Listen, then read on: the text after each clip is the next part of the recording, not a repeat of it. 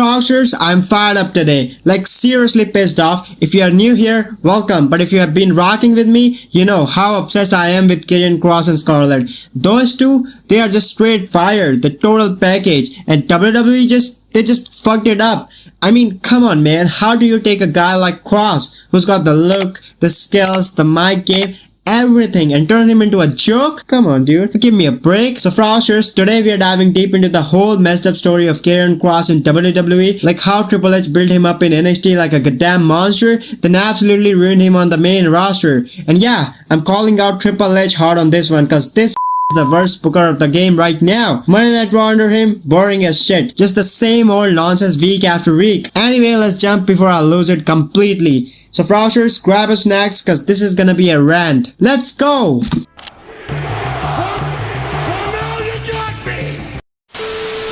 Alright Froxers, let's start from the beginning. You know, Karrion Kross, real name Kevin Kaiser. He signs with WWE back in February 2020. Dude comes in hot. He's been killing it on the indies, got that killer physique, like 6'4", ripped as hell. And his entrance? Oh man, with that smoke, the lights going out, Scarlet singing that Doomsday theme, it's chilling, gives you goosebumps every time. In NXT, Triple H books him like the unstoppable force he is. He debuts, goes on the insane winning streak, just like destroying everyone in his path, like no one could touch him. And you know Froxers, he wins the NXT Championship at NXT TakeOver Triple X against that monster Keith Lee. Boom! Yeah, Karrion Kross is your new NXT champion. But then he gets injured. He separated his shoulder. He has to vacate it after like 4 days. And you know Froxer, it was one of the shortest reign I've ever seen. But hey, you know, shit happens, right? He comes back in December, still dominate, beats Damian Priest at New Year's Evil, and then regain his title from Finn Balor at Stand and Deliver. Afterwards, he defended against Finn Balor again, and then in that crazy fatal 5-way match at NXT In Your House against Kyle O'Reilly, Johnny Gargano, Pete Dunne, Adam Cole,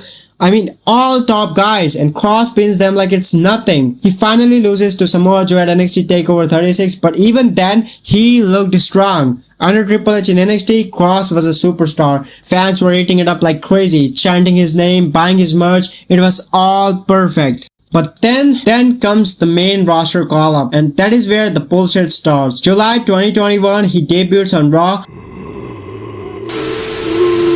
Alright Froxers, let's talk about how WWE screwed Karrion Kross from day one. Remember his main roster debut? First match against Jeff Hardy. And get this, he loses in under 2 minutes to a roll-up. Bro lost to Jeff Hardy in 2 minutes. Like seriously? Jeff Hardy, a legend, yes, but in 2021, Jeff was barely even wrestling full time. And they had Kross, this undefeated monster, just eat a pin like a random jobber? What kind of nonsense is that? And don't even get me started on that gladiator bullshit. NXT Kross, dark, cinematic, chilling promos. Raw Kross? Oh hey, here's a dude in a weird leather harness who looks like he lost a belt. Who greenlight this? Oh hey Paul, let's take the guy who main evented NXT TakeOver and make him lose to a 24/7 title comedy segment.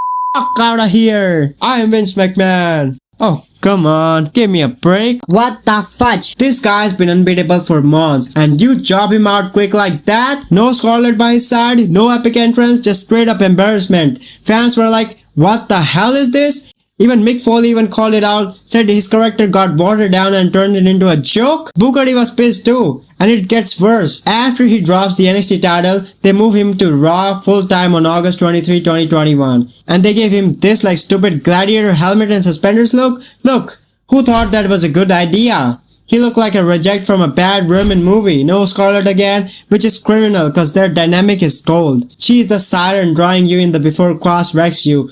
And that helmet shit? Total nonsense. It killed his aura dead. He was winning matches sure, but the damage was done. Fans started turning. Not on him, but on the booking. And guess who was overseeing the crap? Vince McMahon at first, but Triple H was in creative too. Then, boom. November 4, 2021, they released him and Scarlet. Budget cuts, they said. Bullshit. I thought it was a storyline at first, but like maybe he'd come back as a surprise. But nah, it was real. Hurt him like hell. Man, I was devastated. Fast forward to 2022, Triple H takes over creative after Vince steps back, and he brings Karrion Kross back in August. He attacks Drew McIntyre on SmackDown. Cool moment, right? Fans pop huge. He feuds with Drew McIntyre, beats him in a strap match at Extreme Rules, but loses in a cage match at Crown Jewel. Okay, fine, Drew McIntyre is the top guy. Then he goes after Rey Mysterio, loses to him too. Afterwards, he enters the Royal Rumble, gets eliminated quick, drafted to SmackDown in 2023, forms the Final Testament with Scarlet, AOP and Paul Ellering. That had potential, you know. Feud with Lashley and Street Profits. But hey, they lose at WrestleMania 40 in a street fight. Back to NXT briefly, they drafted to Raw in 2024. Stable starts falling apart. AOP and Ellering gets released in February 2025. Just Kross and Scarlet left.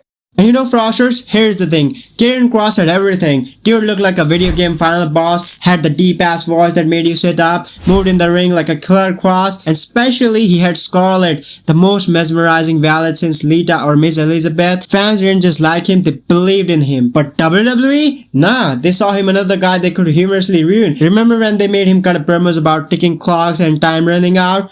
And that did nothing with it, just a bunch of cryptic nonsense with zero payoff. And the worst part, Froshers, every time Kross started gaining momentum, BAM! Buried again! Lost to Bobby Lashley in a squash match, lost to Drew McIntyre in a forgettable feud, lost to fucking everybody for no reason. Meanwhile, fans are screaming, "We want Kross! We want Kross!" But nah, but WWE is too busy pushing the same guys who have shoved down our throats for a decade. What do I say, Froshers? I'm speechless at this point. Alright, Froshers, let's talk about Triple H, the cerebral assassin, more like the boring booker of 2024. Bro, what happened to you? In NXT, you made Karrion Kross look like the second coming of The Undertaker. On Raw, you turned him into a backstage afterthought. And you know, Froshers, it's not just Kross. Look at the state of Raw right now. Same matches every week, no long-term storytelling, random releases for no reason. Triple H is out here booking like he's trying to make us change the channel. Remember when we thought, oh, Vince is gone, things will get better. Nope. Just a new flavor of disappointment. Oh yeah, Kross is a great talent, but let's have him lose in 3 minutes to a guy who hasn't been irrelevant since 2010. Bro,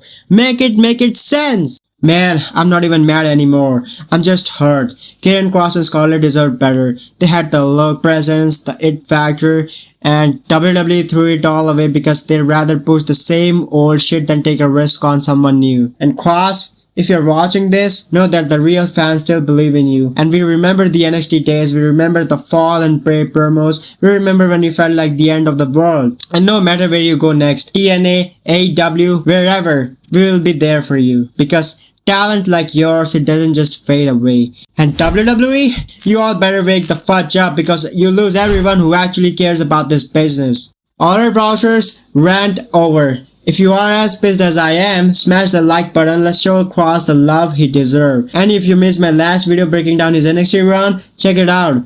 Oh, and WWE, do better or don't. At this point, I'm not even surprised anymore. Alright, Froshers, till next time, stay awesome, have a good day, bye!